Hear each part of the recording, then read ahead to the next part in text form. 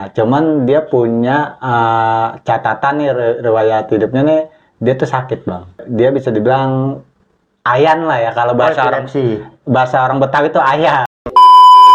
Nah itu almarhum ternyata pas diangkat sama bapaknya, itu udah merah semua bang di kolam itu. Yang kita tahu palanya pasti bocor nih. Ternyata pas diangkat, selang nggak lama dia diangkat dari kolam nih, wajahnya itu ngambang lidahnya dia bang. Di kamar mandi cewek, karena dempetan temboknya, dia dengar suara si abang ini teriak, "Hei, ada orang nggak? Cariin lidah gua."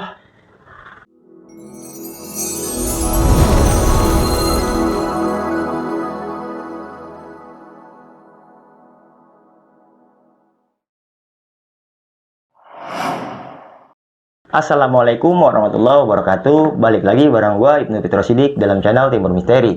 Apa kabar teman-teman semua? Semoga kita semua selalu diberikan kesehatan, diberikan kemudahan rizki, serta diberikan kemudahan dalam segala urusan-urusan kita.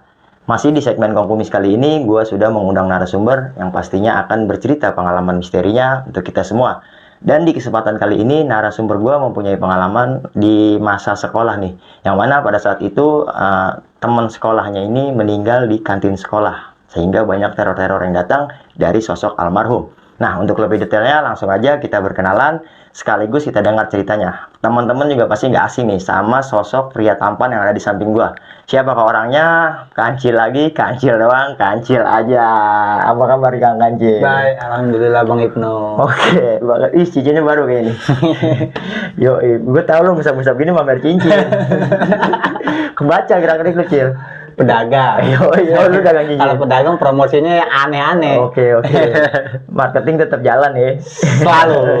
Oke, Bang Kancil, aktivitas masih warawiri-wer. Siap bang, masih seperti biasa. Walaupun musim penghujan. Yo, warawiri-wer ya. Siap. Oke, Bang Kancil, tadi kita udah ngomong sedikit nih kalau lu punya temen SD lu wafat nih di kantin sekolah ya, di kamar mandi ya.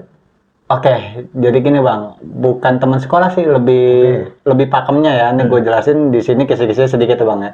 Jadi penghuni gedung sekolah, satu keluarga. Oke. Jadi dia tinggal di gedung sekolah. Bisa dibilang sehari-hari kedua orang tuanya ini buka kantin. Oh, anaknya ibu kantin berarti. Jadi dan anaknya itu nggak sekolah di sekolahan gedung itu. Dia udah tamat zaman SD nih ya. Iya. Dia udah tamat SD, sedangkan dia sekolah di SMP. Oke. Nah, cuman dia punya catatan nih, riwayat hidupnya nih, dia tuh sakit bang. Oke, sakit. Dia bisa dibilang ayan lah ya, kalau bahasa orang Betawi itu ayan. Iya, bahasa kedokterannya epilepsi. Itu. Yoi. Gua nggak ngerti apa epilepsi ya. Epilepsi. Nah, kayak gitu deh bang. Pokoknya ayan deh ya. Zaman gua bocah ya. Itu nggak ada yang berani backup dia, karena zaman itu ada mitos kalau ayan kan berbusa tuh bang mulutnya, katanya bisa nular gitu. Ternyata kan enggak gitu, hanya dari liur itu nggak bisa menular. Nah itu almarhum meninggal dunia di dalam kamar mandi SD bang. Oke, gara-gara penyakit itu. Gara-gara dia ayan dalam kamar mandi, terus dia tenggelam, posisi pala setengah badan dan lidahnya itu terputus karena digigit sama giginya sendiri. Jadi tuh kolam banjir sama darah. Gokil, tapi tahan dulu Bang Kancil ya. Siap bang. Nah, buat teman-teman semua pasti kita penasaran nih sama kelanjutan dari cerita Bang Kancil. Tapi lagi-lagi gue mengingatkan buat teman-teman nih, apapun yang nanti diceritakan sama Bang Kancil, lagi-lagi bukan bermaksud untuk menakut-nakuti atau memberikan hal negatif untuk teman-teman semua, melainkan cerita Bang Kancil ini kita jadikan pelajaran untuk kita bersama. Amin. Dan juga sebelum masuk ke ceritanya, gue mau mengingatkan lagi buat teman-teman yang mau jadi narasumber di sini, teman-teman bisa DM ke Instagram kita Timur Misteri, atau juga kirimkan email di timurmisteri.cr@gmail.com untuk mempermudah. Nanti linknya ada di kolom deskripsi. Sini nih ya. Iya, di sini. Oke, Bang Kancil, nggak pakai lama, gas satset ya. Kita gas. Ngepot deh nih ya. Ngepot. Simak terus video ini agar kita bisa mengerti isi ceritanya. Jangan kemana-mana karena kita akan masuk ceritanya.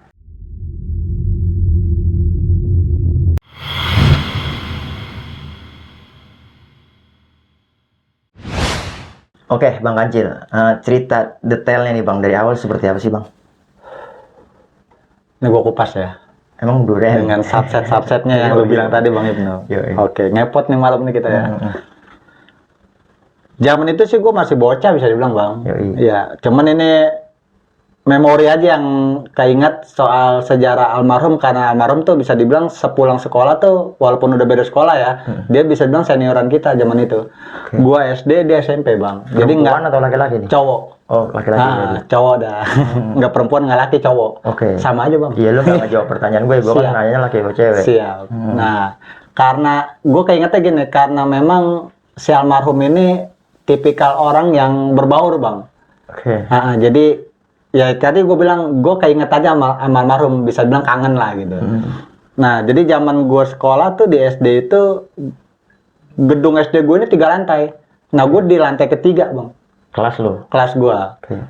Nah singkat cerita, setiap kita pulang sekolah tuh di lantai dasar langsung lapangan. Nah di lapangan itu kita suka main bola tendang, bola basket gitu kan. Nah itu almarhum suka sering ngikut tuh, nimbrung. Walaupun dia anak SMP, dia nggak malu untuk berbaur di anak-anak SD. Nah itu zaman gua kelas 5, kelas 6-an lah kurang lebih gitu. Udah dewasa ya? Udah, ya pokoknya udah dikit lagi lulus lah gitu kan. Nah di situ suka bermain bareng. Kadang jam pulang sekolah pun kita suka sempat janjian untuk main di lapangan di luar dari sekolah lah gitu. Gedung sekolah itu, di luar gedung sekolah ada lapangan sepak bola yang sangat besar lah gitu. Udah cukup puas lah main di luar. Nah, jadi suka bergaul. Memang keseharian almarhum ini punya karakter, di dirinya ini dia penyakit bang, penyakitan lah bisa bilang ya. Punya penyakit lah. Iya, dia ini bisa dibilang punya penyakit ayan lah bang, yang tadi gue bilang. Jadi memang sering kita nemuin tuh sama teman-teman di lapangan, di tempat kita biasa nongkrong gitu. Dia suka collab tuh bang, suka langsung tiba-tiba langsung nyungsep, terus mukanya ini kena aspal lah gitu, pada baret-baret gitu, pada besut gitu, karena dia tiba-tiba langsung jatuh gitu ya bang. Kalau di lapangan sih keseringan ya, mending lah gitu, karena lapangan itu tanah merah, jadi nggak begitu lukanya, nggak terlalu parah bang. Cuman kalau lagi nongkrong ini yang parah bang, jadi pada besut, pada lukanya parah gitu, memar-memar, tekelet gitu lah kulitnya. Karena dia langsung, jadi gimana sih peribahasa ini gua, ya bukannya ini gitu ya, jadi kita motong ayam nih, udah kepotong, terus kita lepas gitu kan langsung kelabakan gitu ya. Oh seperti itu? Iya, bisa digambarin kayak begitulah bang gitu. Di saat keadaan dia lagi kolek, pas datang kambuannya seperti itu, dia langsung gedubrak, langsung celeng begitu bang. Nah awal-awalnya sih kita pada panik bang, karena di zaman kita masih anak-anak itu banyak orang-orang yang bilang jangan main pegang aja kalau lagi begitu, takutnya ntar busanya kan dia berbusa tuh bang dari mulutnya. Liur itu jadi busa. Nah itu katanya kalau kena kita tuh air itu katanya nular. Ternyata enggak, itu gue baca di ilmu buku kedokteran gitu ya. Kurang lebihnya, dan gue sempat searching tuh setelah gue dewasa, nggak ada penyakit kayak gitu menular. Iya itu hanya ya mungkin kita anak-anak ditakutin sama yang lebih dewasa dari kita gitu. Ternyata nggak ada hal itu bang. Nah itu jarang kita pegang setelah dia kumat tuh, kambuhnya datang tuh, penyakitannya datang, kita jarang megang dia, cuman bisanya panik dan bilang ke orang tuanya. Gitu, mau main dimanapun kita lari pulang atau minta sama orang-orang terdekat lah, yang orang tua atau orang di atas kita lah usianya gitu kan. Sampai waktu hari, bisa dibilang itu tepatnya hari Jumat bang. Hari Jumat tuh zaman anak SD kan, ya nggak anak SD aja sih bang ya. Mayoritas tuh anak-anak sekolah gitu, jam pulang tuh lebih cepat kalau hari Jumat. Itu zaman gue seperti itu, gue yang gue rasain, nggak hanya SD, SMP atau selanjutnya. Pokoknya anak sekolah itu jam Jumat itu jam pulang cepat lah gitu. Nah di situ bang, kejadian nih almarhum pulang sekolah itu mungkin dia ingin buru-buru sampai rumah dan dia ingin sholat Jumat. Jadi pada intinya dia harus mandi nih, harus bersih-bersih diri karena dia kan apa keringetan, kecapean atau kotor gitu kan badannya karena habis sekolah gitu kan. Nah dia pulang masuk kamar mandi, badannya masih penuh keringat kata orang tuanya. Udah dibilangin, ntar dulu kayak peribahasa mungkin kita bilang bang lah kita bahasa dari keluarga ke beliau nih, ke almarhum. Nanti dulu bang, badannya masih keringetan, masih gerak kalau mau mandi. Waktu Jumat juga masih panjang gitu kan. Cuman dia kekeh, mungkin atau ada janji sama temennya di luar untuk sholat di masjid apa gitu kan. Di mana kan biasanya kalau anak-anak dulu mas sebaya gue begitu janjian kita mau Jumatan. Nah dia langsung masuk kamar mandi dengan telanjang dada, pakai celana pendek, bawa anduk sama gayung tuh berisi odol, sabun gitu bang. Dia masuk kamar mandi SD gua karena dia tinggal di SD gua bersama keluarganya. Di situ. Iya, jadi rumahnya tuh paling pojok. sebelum rumahnya tuh kita ngelewatin meja kantin, terus kamar mandi cewek, perempuan, wanita sama laki ya. Terus baru tuh pojok rumah tempat dia tinggal. Dia penjaga gedung sekolah dan satu keluarga. Nah itu dia mandi tuh, masuk ke kamar mandi cowok. Karena dia cowok, dia masuk kamar mandi cowok. Itu kurang lebih lamanya hampir bisa dibilang 30 menit kali ya kalau dihitung waktu ya. Soalnya pas anak SD pulang itu toilet kamar mandi ya, bisa bilang kan kalau kamar mandi sekolah kan jadi satu sama toilet nih. Kolam kecil, kadang ember atau di bawah keran kita sama gayung, terus langsung WC lah gitu ya buat jongkok. Nah itu bisa dibilang ya toilet kamar mandi lah jadi satu gitu. Itu ya kalau dihitung waktu mungkin kisaran segitu kali, 20 sampai 30 menit nggak keluar-keluar dari kamar mandi, dan itu nggak ada suara gayung gitu lagi ngambil air cebur-cebur gitu, kagak ada, nggak ada aktivitas di dalam kamar mandi. Nah itu ibunya langsung teriak-teriak terus baru gebuk-gebuk pintu kamar mandi. Ya bisa bilang ya kita inisialin lah ya, abang lah gitu ya. Bang, kok nggak ada suaranya gitu kan. Itu ternyata sejauh ibunya gedor-gedor pintu, dia lagi collab bang di dalam kolam dengan pala tenggelam. Zaman itu kolom kamar mandi SD gue tuh, kalau gue masuk kamar mandi posisi berdiri nih, baru masuk kamar mandi itu sepinggang gue masih kecil gitu, tingginya. Nah itu langsung nungging di situ deh bang. Jadi setengah badan dia tuh masuk kolam, dan kolam itu udah penuh darah.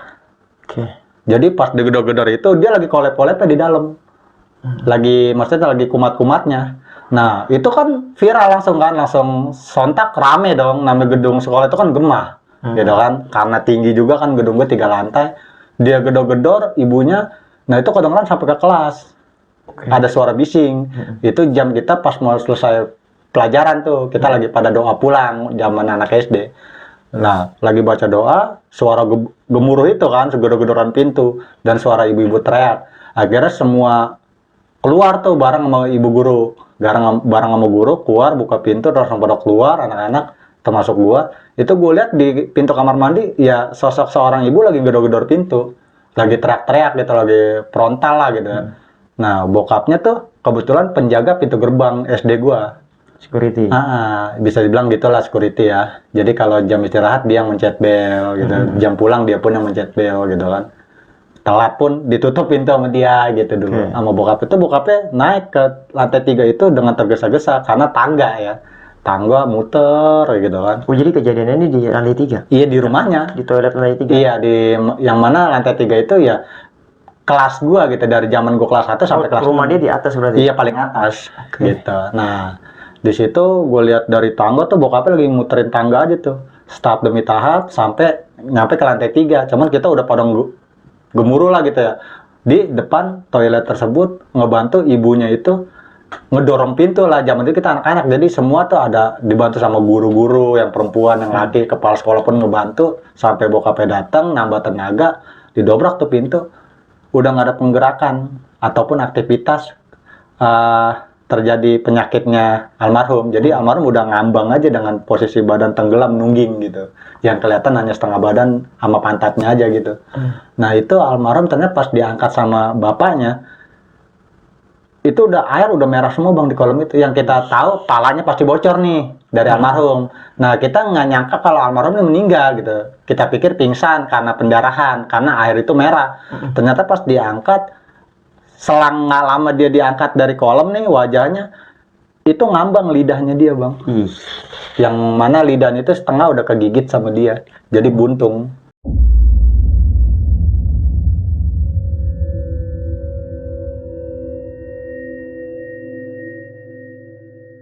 Itu langsung nimbul dari dalam kolam tuh, dalam air, lidahnya ngambang. Langsung diambil sama bapaknya, yang dipikir bapaknya daging dari kepala gitu atau kejedot kolam keramik gitu kan. Ternyata itu sebuah lidahnya beliau. Akhirnya digendong sama guru-guru juga yang laki, dililitin anduk kan badannya karena lagi bugil gitu, lagi telanjang. Nah dibawa ke rumah almarhum di pojok, digeletakin di ruang tamu, sampai akhirnya ya ibunya bisa dibilang ya terkejut kan, kaget gitu kan, terus pingsan berkali-kali itu. Nah dari kejadian itu sih bang, yang bikin kita, ya namanya gue masih anak-anak juga ya, jadi isu itu zaman tenar-tenarnya kalau nggak salah nih ya, tebakan gue itu zaman kejadian almarhum meninggal, itu zaman Mr. Gepeng tuh bang. Oke, yang di kamar mandi ada Mr. Itu, Gepeng. itu kisaran di zaman itu bang. Iya. Katanya kalau lu masuk kamar mandi di kelas, ntar ada Mr. Gepeng lu. Iya, tahun 90-an Iya, itu kalau nggak iya salah ya. kurang lebih. Ntar ada Mr. Gepeng. Jadi humor itu lagi geger-gegernya, meninggalnya almarhum. Oke, pas di kamar mandi lagi. Pas di kamar mandi sekolahan. Nah, kita jadi nama anak-anak ya, kita lurusin ke situ bang. Jadi kamar mandi itu dibuat horor sama teman-teman sendiri nih, sama kita sendiri yang punya buatan. Nggak ada yang mau ke kamar mandi cowok itu.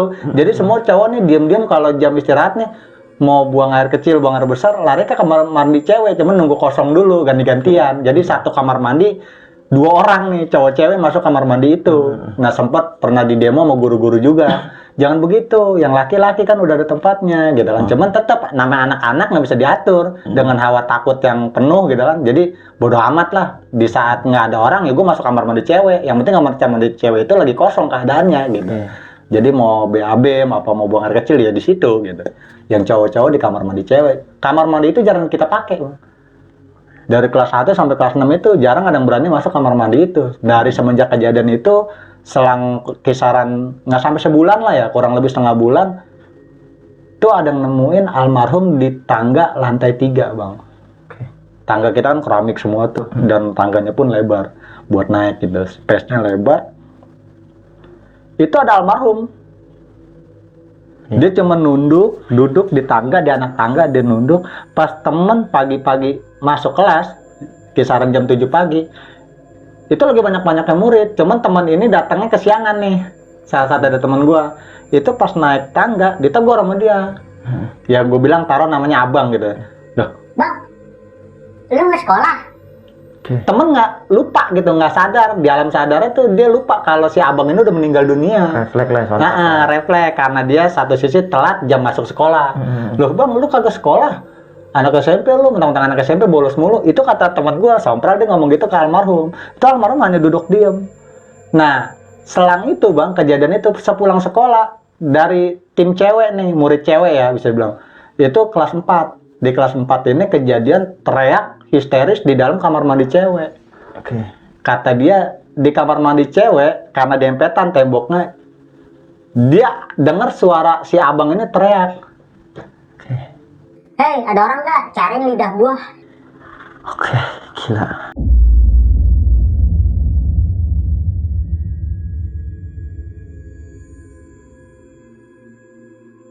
Itu histeris, si cewek ini, si murid cewek ini teriak. Nah sampai ngagetin satu kelas dah tuh, satu gedung. Nah akhirnya balik lagi, namanya anak-anak kan kepo gitu kan, guru keluar ya kita ikut keluar dah tuh. Kepo dengar suara jeritan histeris itu, ngumpul di kamar mandi perempuan. Ternyata begitu dilihat ya anak cewek, anak SD kelas 4 dengan posisi postur wajah yang takut lah gitu, gimana sih ya. Nah itu rutinitas setiap hari ada kejanggalan-kejanggalan di dalam gedung sekolah kita. Kayak ibunya masak nih, kan dia outdoor tuh, kantin SD tuh outdoor, cuma ada meja doang gitu kan, sekatan letter L. Kita pada rebutan tuh dulu makan ketupat sayur 500 perak tuh. Udah dapat minum es teh manis. Ngambil 2 bayar 3, ngambil 3 bayar 2. Itu kalau gorengan. Nah, kita lagi pada rebutan, kan anak-anak namanya masih bocah ya. Istirahat mah padahal waktu masih lama, cuman begitu keluar kelas pada lari ke kantin rebutan tuh, main duluan ngambil gitu. Nah ketika sepi di meja kantin, semua pada nongkrong di pinggiran kantin tuh, di lorong pada makan kayak tupat sayur atau minum es gitu atau goreng-gorengan. Itu ketupat sayur yang di mangkok bokor plastik kecil masih utuh gitu ya, masih satu porsi, itu terbang keangkat. Terus jalan ke kamar mandi. Mangkoknya Terbang ke kamar mandi, yang mana tadinya kita nggak ada yang percaya gitu kan. Begitu si ibu kantin nih ngikutin, di situ cuman ada suara, Mah, lidah gua mana? itu emaknya pingsan kejedot tembok, palanya berdarah bang, luka di kepala belakang kena engsel pintu. Engsel pintu apa-apa gitu, pokoknya nyender ke pintu itu udah darah mulu. Nah itu digotong sama suaminya. yang mana itu dikasih kabar sama kepala sekolah saat itu. Kebetulan kepala sekolah pun lagi ada di kantin ngecek anak-anak. Nah dari kejadian itu kagak yang berani lagi main di sekolah sampai jam pulang sekolah udah langsung pada pulang. Terus jam istirahat pun kita pada nitip ke temen sebenarnya kejadian itu. Ya namanya kita anak-anak ya saat itu ya kita disugestikan dengan adanya Mr. Gepeng gitu. Jadi nggak fokus ke almarhum nih. Ini Mr. Gepeng nih, Mr. Gepeng gitu. Dan itu semua real celaka kalau kata kepala sekolah. Jadi yang namanya mangkok terbang itu nggak diomongin gitu. Dan ternyata itu pas kita tahu malah semenjak pas kita lulus gitu dari orang tuanya langsung, dari bapaknya. Jadi si abang ini masih suka hadir sampai saat ini. Pas di saat kita pada lulus saat itu, pas kita lulus SD, jadi kita masih suka main di lapangan sekolah. Kadang namanya kita baru pindah sekolah ya, pindah kelas di satu SMP gitu kan. Kita kangen di zaman-zaman SD. Ya udah kita apeng nih gitu kan. Masuk ke SD, pulang sekolah lagi zaman SMP. Ya udah ke SD bawa bola plastik kita main di SD. Nah itu sompral, orang tua sendiri yang bicara seperti itu. Si abang masih suka hadir. Kadang tengah malam dia emang orangnya kan terbuka lah gitu sama teman-teman ya. Dan rame lah, riang gitu, penuh keriangan zaman si almarhum ini masih hidupnya. Itu suka denger, bapaknya tuh suka denger suara lari dari tangga, Pak, gitu. Jadi bapaknya kalau jam-jam 7 atau jam 8 malam nih bawa senter tuh keliling kelas gitu kan. Periksa-periksa semua kelas dari kelas 1 sampai kelas 6. Itu dari lantai dasar sampai lantai 2, lantai 3 gitu. Dikelilingin sama dia. Itu suka ada gemuruh suara bocah lari, langkah-langkah kaki, nggak pakai sendal gitu. Duk duk duk duk duk duk, namanya di tangga gitu kan. Itu dibarengin sama suara orang teriak, Pak. Nah itu karakter yang biasa ada dalam ucapan itu dalam karakter almarhum si abang. Suka begitu sama bapaknya karena dia dekat sama orang tuanya. Iya. Intinya sih yang lebih kemakan mental ya bisa bilang bang ya. Itu dari orang tua laki bang. Dia sangat sayang banget sama almarhum. Karena semasa hidup almarhum ya dekatnya sama bokapnya, sama orang tuanya. Nah dari semenjak itu gue lulus SD, masuk SMP. Yang mana SMP gue gedungnya nggak jauh dari sekolahan SD gue. Itu orang tua perempuannya tuh ibunya bisa dibilang pulang kampung, hijrah ke kampung dan nggak mau balik lagi ke rumah yang mana di sekolahan SD itu. Jadi selamanya ibunya tinggal di kampung, kalau bapaknya masih tetap di situ. Dengan maksudnya nggak ada yang nemenin di gedung sekolah segitu gedenya, 3 lantai. Itu cuman yang tinggal cuman dia doang tuh, kepala pintu gerbang. Security lah kalau zaman sekarang bisa bilang ya, penjaga pintu gerbang tinggal sendiri di lantai 3. Dia berteman ya cuma sama alat-alat dapurnya doang, yang mana dulunya pernah dipakai sama istrinya buat usaha kantin gitu. Jadi ya makan seadanya, kadang dia beli. Dan saat gue lulus itu di SD itu ya bapaknya ini udah putih semua rambutnya. Rambutnya putih, kumisnya pun udah putih semua gitu kan. Ya bisa bilang udah tua lah, udah rentan gitu ya. Nah beliau sangat kehilangan dengan meninggalnya si abang nih. Sampai pada akhirnya gue ngalamin apa yang nggak pernah gue rasain sama 4 temen gue nih. Gue jadi saat itu berempat. Gue nih sama teman-teman kompak nih berempat, punya inisiatif sebelum kita jauh ngelangkah ke alam, kita cari dulu nih tempat-tempat yang spot-spot yang bagus nih buat kita capture. Nah, gue punya ide capture di gedung SD.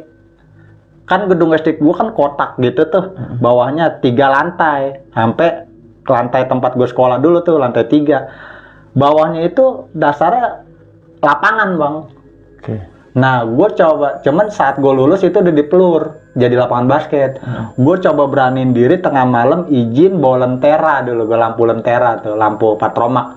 Itu gue izin sama penjaga sekolah, si bapaknya si abang itu, si orang tuanya almarhum, untuk masuk ke dalam, ngasih dia duit 15.000, uang tutup mulut. Dan malam itu gue mengadakan aktivitas capture, kalau anak sekarang bilang camping ceria lah gitu. Itu di hari libur pastinya. Iya, itu gue malam minggu bang, tepatnya.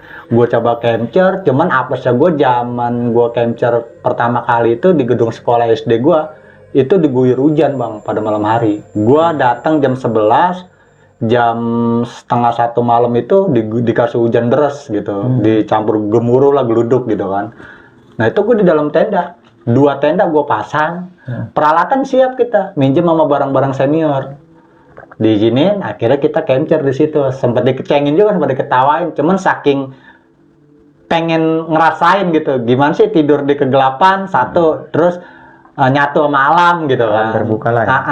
Nah akhirnya gue punya rencana sejauh itu, yang mana senior pun geleng-geleng gitu. Ya udah terserah lu gitu, ini alat pakai, cuman hati-hati, cara masang tenda begini, cara nyalain kompor begini, masukin gasnya begini. Itu jadi ngerti teori dasar dari senior soal mapala sebelum masuk teori-teori selanjutnya. Nah saat malam itu tiba bang, tepat di jam 2 malam, itu bola plastik 2 jatuh dari lantai 3 bang.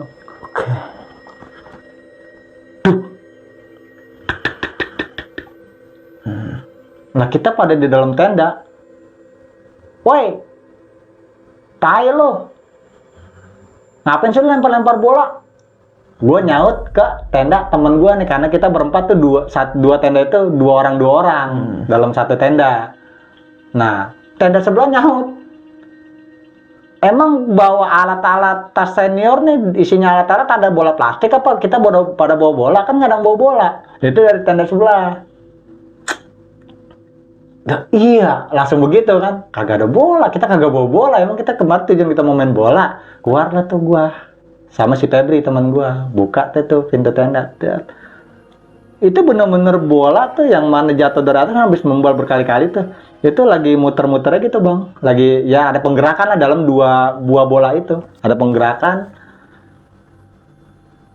Nge, keluar. Gue panggil teman gue Onge dari tenda sebelah. Tuh keluar tuh berdua. Masih Dado. Onge sama Dado langsung bilang, anjing nih jangan bilang si abang. Oh dia dikenal juga? Ya kan karena kita semua lulusan SD situ bang. Berempat ini. Anjing nih jangan bilang, ada yang bilang nih si abang nih ulahnya. Nah di situ langsung tuh pohon, jadi di kelilingin lapangan gue itu ada pohon palem bang, palem botol yang udah besar gitu, udah tua lah ya. Itu tinggi dan pohon itu kayak ada ngorak bang. Di setiap sudut pojokan lapangan itu banyak pohon palem. Itu sampai entah ya kalau palem itu buahnya kayak gimana, pokoknya keras-keras gitu ya warna merah, itu pada jatuh buahnya. Ada buah lagi atau biji-bijian gitu, itu pada merutuk bang. Nah di situ tambah horor lagi kan, mau masuk tenda tapi bawaan kaki mau lari pulang gitu, mau lari pulang tapi gerbang udah digembok dari dalam, mau teriak si penjaga pintu ini, si Pade ini udah di lantai 3, kita teriak minta tolong, dia Pade turunnya lelet kan aki-aki, gue keluar lewat mana kan begitu, panik di situ semua. Sampai akhirnya si Onge ini nangis di situ. Gue pikir tadinya kesurupan, ternyata awalnya dia nangis bang. Gue mau pulang. Dia jongkok, terus kita udah basah-basahan tuh di luar karena kagak ada persiapan seperti anak-anak pendaki gitu, yang penuh dengan peralatan gitu, kayak jas hujan, ponco lah bisa bilang ya, jas hujan, terus jaket itu kagak ada. Sampai akhirnya ya tadi gue bilang Onge nangis, berawal dari nangis itu jadi kesurupan bang. Si Onge lari ke ujung sono ke kanan, terus balik lagi, lari lagi ke kelas sebelah, ke gedung sebelah, terus naik ke atas. Terus sempat dia mau loncat bang dari lantai 2, kalau nggak ditarik sama Dado. Itu ditarik sama Dado, terus dipukul kalau nggak salah dadanya tuh apa lehernya gitu dipukul. Tapi dia malah frontal bang, begitu jatuh di lantai 2 tuh, kan dia mau loncat tuh. Jadi tembok lantai 2 ini semua lantai lah ya, itu ada list besi gitu, pipa kayak yang listrik gitu, pipa besar gitu, penjagaan. Tembok berapa meter terus ada penjaga besi gitu, sebesar tiang listrik gitulah. Nah itu udah naik ke situ, diambil dilempar ke lantai sama si Dado, terus dipukul leher giniannya apa dadanya gitu. Dek, itu malah makin frontal, jadi dia ngamuk-ngamuk gitu di lantai. Terus suaranya kayak bahasa Jawa gitu, gua nggak ngerti gitu kan. Nah itu kita lagi masih kecil itu, masih duduk di bangku SMP gitu. Bingung itu mau berbuat apa, sampai gua sendiri punya keyakinan ya gue nggak mau ngelihat gitu. Dengan awal takut gue langsung lari dari lantai 2 tuh ke bawah, gue masuk tenda sendirian, gue tinggalin temen gue yang lagi frontal itu, yang lagi kesurupan, yang nemenin si Dado sama si Febri. Terus si Dado sama si Febri itu bilang, ya udah gue minta maaf kalau gue udah nonjok lu. Itu yang gue dengar dari bawah karena gemas suara itu. Gue minta maaf kalau gue udah nonjok lu. Abis lu begini gini lu kesurupan ya, namanya kita masih pada labil ya.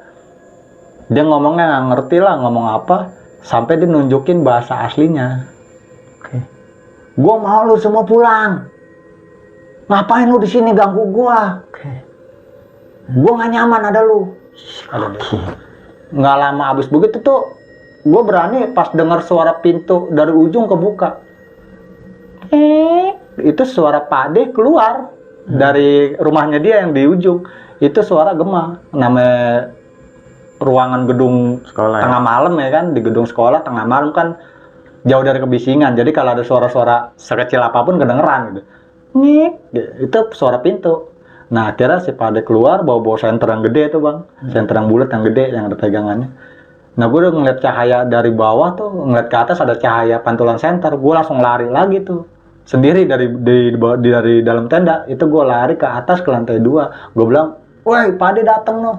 Itu Pak Ade pakai kain sarung diselempangin sama celana pendek. Bawa pelan, berarti jalan udah bungkuk. Terus dia bilang, shh, jangan pada berisik. Mendingan beres-beres, terus pulang. Nih kunci gemboknya, nanti taruh aja, sangkutin. Sangkutin di gerbang sekolah. Tapi gembok lagi. Nanti udah digembok, kuncinya sangkutin aja. Udah malam, udah pulang. Itu 2:30 hampir pas Pak Ade keluar, baru temen gue sadar, si Onge. Gue ngapa nih?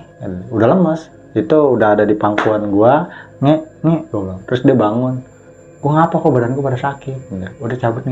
Udah kita packing, cabut dari SD itu. Pak Ade nggak nganterin kita turun. Yang mana kita paksa pun Pak Ade nggak mau. Dan ternyata itu malam akhir dari cerita itu, malam terakhirnya si Pak Ade. Yang mana si Pak Ade ternyata paginya meninggal dunia. Dan kalau bisa dimasukin sih ya, maksudnya kalau ditarik benang gitu ya mungkin karena tuntutan dari si abang gitu. Mungkin karena dia terlalu sayang sama orang tuanya sampai pada akhirnya ya mau nggak mau orang tuanya diajak sama dia. Karena memang semenjak kematian si abang banyak kejanggalan-kejanggalan di sekolah, di gedung SD itu. Sampai gue udah lulus pun gue pernah dengar dari beberapa orang tua murid yang murid baru ya di bawah gue, karena gue udah lulus, itu sering terjadi kesurupan massal di kelas 4 sama kelas 5, yang mana di lantai 3 kejadiannya itu di kelas gue. Ya jadi itu pengakuan dari ibu-ibu murid gitu, orang-orang tua murid yang setelah zaman gue lah gitu, zaman setelah lu ya. Nah zaman setelah gue itu sering kejadian kejanggalan kesurupan massal seperti itu. Terus ada yang jatuh dari lantai 2 sampai tangannya nih, sikutnya nih patah.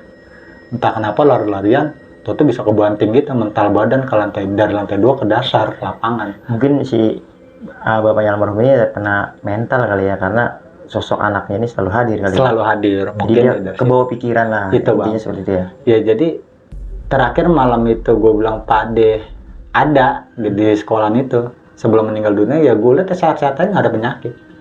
Dan memang begitu kita tajia yang ngelayat ya saat itu ya, ngelawat dah gitu ya, itu ke sekolah SD, itu memang kita dapetin dari mantan guru lah, guru-guru kita lah gitu zaman di SD. Ya si Pak Ade kagak ada penyakitnya, ya cuman biasa penyakit tua, lelah, capek gitu doang. Nah pada akhirnya meninggal dunia di saat malam terakhir ketemu kita itu, dan ngizinin kita untuk camping di lapangan sekolah itu, di dalam gedung sekolah.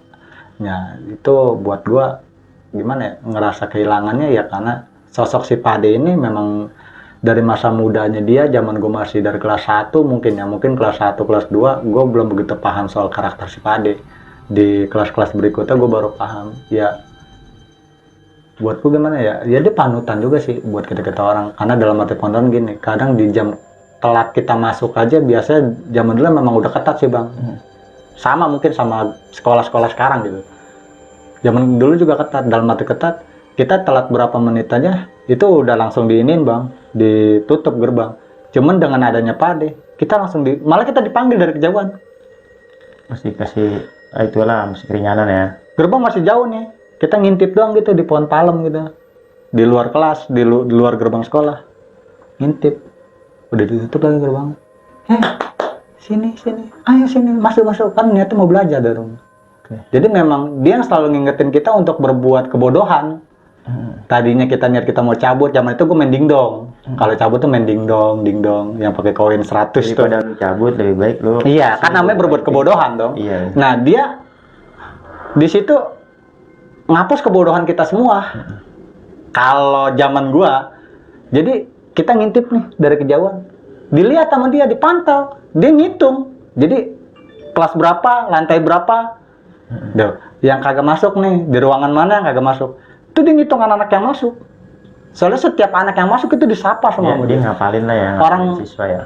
Di zaman gue itu bisa dibilang satu gedung itu ya, dari lantai dasar tuh lantai 1 sampai lantai 3 itu semua salim ketika masuk gerbang sama si Pak De. Pagi Pak De, assalamualaikum Pak De, salim sama dia terus diusap palanya sama dia. Emang dia sayang sama anak-anak. Orang-orang yang dihargai. Makanya bisa gue bilang panutan ya memang ya guru sejati di SD gue ya sesungguhnya si Pak De. Karena dia selalu mengingatkan di saat kita pada terjun dalam kebodohan. Beberapa teman, termasuk gue pernah ngalamin nih jujur.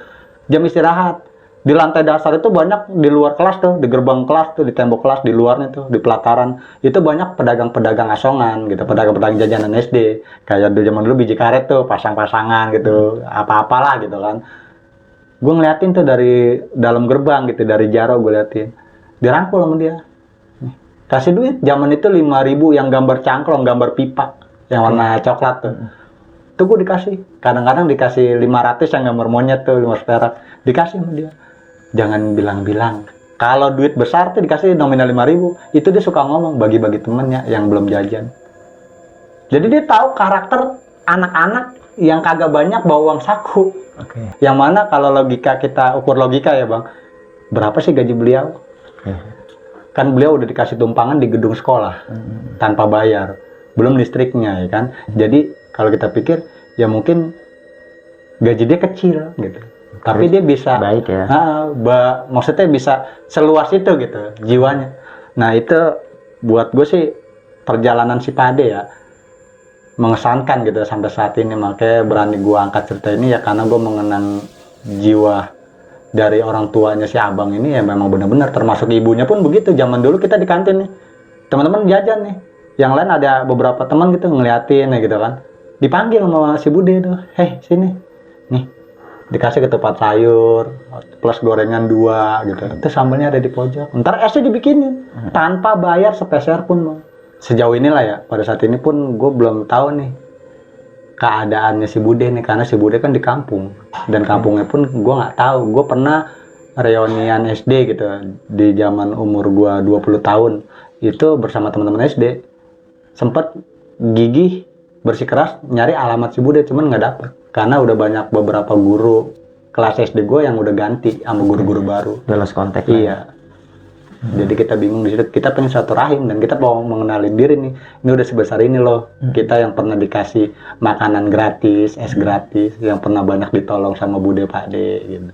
Dan sosok si abang pun ini di diri kita nih erat dengan persahabatan, jiwa persahabatan yang epik lah gitu. Pengen nunjukin itu doang, ingin cerita itu doang, sekaligus silaturahim gitu. Cuman sampai sekarang belum ketemu gitu bang, jalan-jalan dari semua ini gitu. Ya mungkin segitu aja sih cerita gue bang.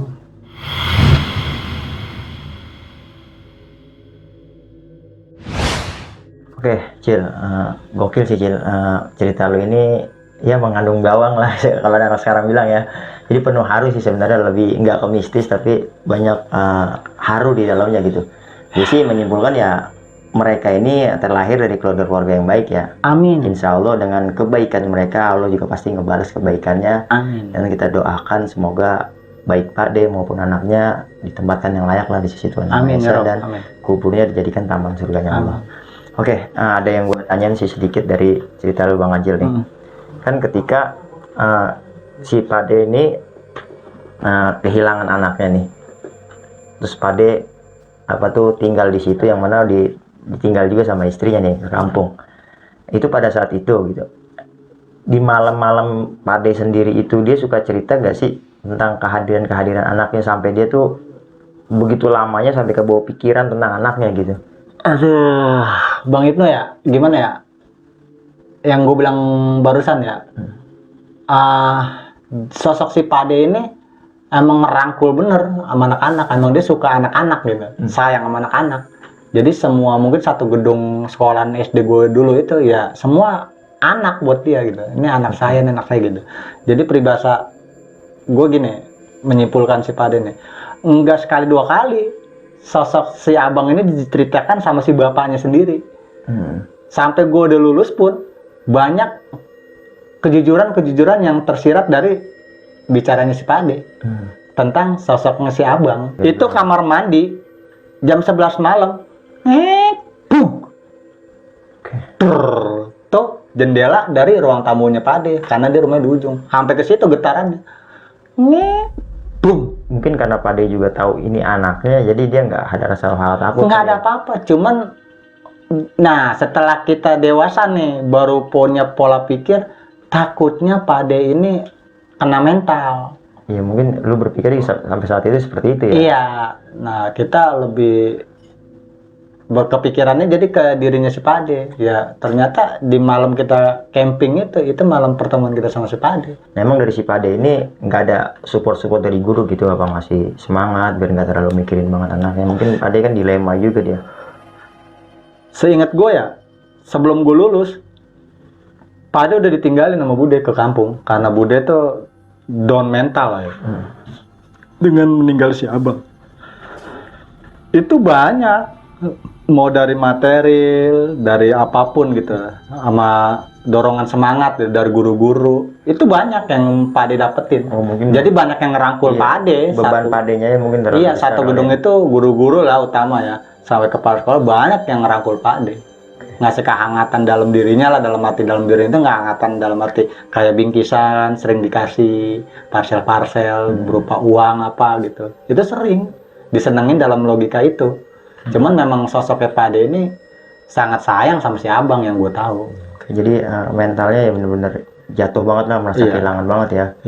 Nah, tapi ya gue salut juga sih sama Pade dengan keadaan seperti itu masih bisa berbuat baik kepada orang. Amin. Ya pokoknya applause lah buat si Pade ini. Ya gue sih intinya pasti masuk surganya Allah. Iya betul bang. Ya intinya minta Al-Fatihah aja buat si Pade nih sama teman-teman atau dari diri kita juga gitu. Oke. Soalnya nggak banyak orang baik, sedikit orang baik di dunia ini, makin dikit. Siap Bang Ajil, terima kasih banyak lo udah mau berbagi pengalaman lo lagi. Ya lagi-lagi cerita Bang Ajil ini kita jadikan pelajaran untuk kita bersama ya, karena memang hal gaib itu ada dengan penemuan yang berbeda-beda. Dan di sini juga cerita Bang Ajil ini kita jadikan pelajaran untuk kita bersama.